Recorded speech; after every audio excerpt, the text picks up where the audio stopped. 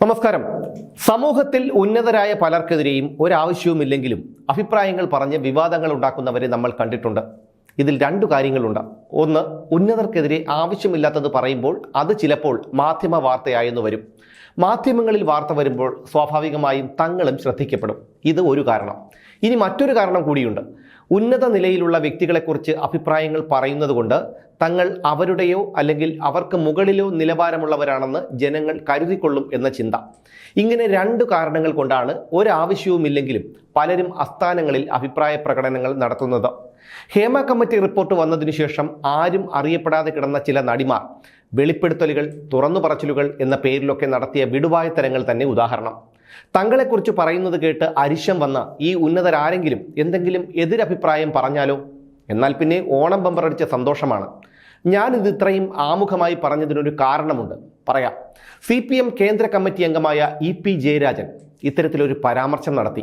അദ്ദേഹം പറഞ്ഞത്, CPMനെ തകർക്കാൻ അമേരിക്കൻ യൂണിവേഴ്സിറ്റിയിൽ നിന്ന് പോസ്റ്റ് മോഡേൺ എന്ന പേരിൽ പ്രത്യേക പരിശീലനം നടത്തി ഇന്ത്യയിലേക്ക് ആൾക്കാരെ അയക്കുന്നുവെന്നും രാജ്യത്തിൻ്റെ പല മേഖലകളിലും അവരുടെ പ്രവർത്തനങ്ങൾ വ്യാപിപ്പിക്കുകയാണെന്നും അതിൻ്റെ ഭാഗമായി ഇവിടെ വലതുപക്ഷ ശക്തികൾ മാധ്യമങ്ങളെ കൂട്ടുപിടിച്ച് തെറ്റായ പ്രചാരണങ്ങൾ നടത്തുന്നു എന്നുമാണ്.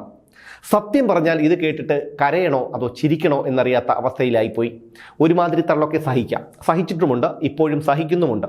എന്തിനധികം പറയുന്നു, മുഖ്യമന്ത്രി പിണറായി വിജയന്റെ പ്രത്യേക ആക്ഷനിലുള്ള ബ്രണ്ണൻ തള്ളു പോലും അതിജീവിച്ചവരാണ് നമ്മൾ മലയാളികൾ.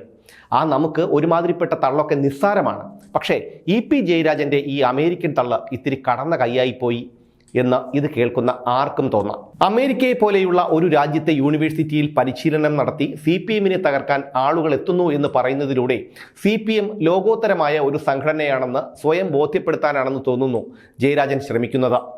വിവരവും വെള്ളിയാഴ്ചയുമില്ലാത്ത അന്തം കമ്മികൾ പോലും ഈ വിഡ്ഢിത്തരം വിശ്വസിക്കില്ല എന്നുറപ്പാണ്.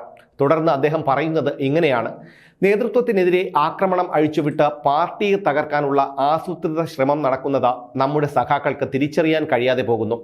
ഇതേ രീതിയിലുള്ള ആക്രമണം നടത്തിയാണ് ലോകത്തെ പല കമ്മ്യൂണിസ്റ്റ് പാർട്ടികളെയും തകർത്തത്. മാധ്യമങ്ങളെ പണം കൊടുത്ത് ആസൂത്രിതമായി ഉപയോഗിക്കുകയാണ്. ഇതിനെ പ്രതിരോധിക്കാൻ പാർട്ടി പ്രവർത്തകർ ഉണർന്നു പ്രവർത്തിക്കണം. ഇങ്ങനെയൊക്കെയാണ് കണ്ണപുരത്ത് CPM പാപ്പിനിശ്ശേരി ഏരിയ സമ്മേളനം ഉദ്ഘാടനം ചെയ്തുകൊണ്ട് ജയരാജൻ പറഞ്ഞത്. CPMനെ തകർക്കാൻ രാജ്യത്തൊട്ടാകെ അമേരിക്കൻ യൂണിവേഴ്സിറ്റിയിൽ നിന്നെത്തിയവർ പ്രവർത്തിക്കുന്നുണ്ടെന്നാണ് ജയരാജൻ അവകാശപ്പെടുന്നത്. ഈ രാജ്യത്ത് എവിടെയാണ് CPM ഉള്ളത്? കേരളത്തിൽ മാത്രം. പശ്ചിമ ബംഗാളിലും ത്രിപുരയിലും പോലും ഇപ്പോൾ തൊഴിലാളി വർഗ പാർട്ടിയെ തൊഴിച്ചെറിഞ്ഞിരിക്കുകയാണ് അവിടുത്തെ ജനങ്ങൾ. മറ്റുള്ള സംസ്ഥാനങ്ങളിൽ പറയുകയും വേണ്ട.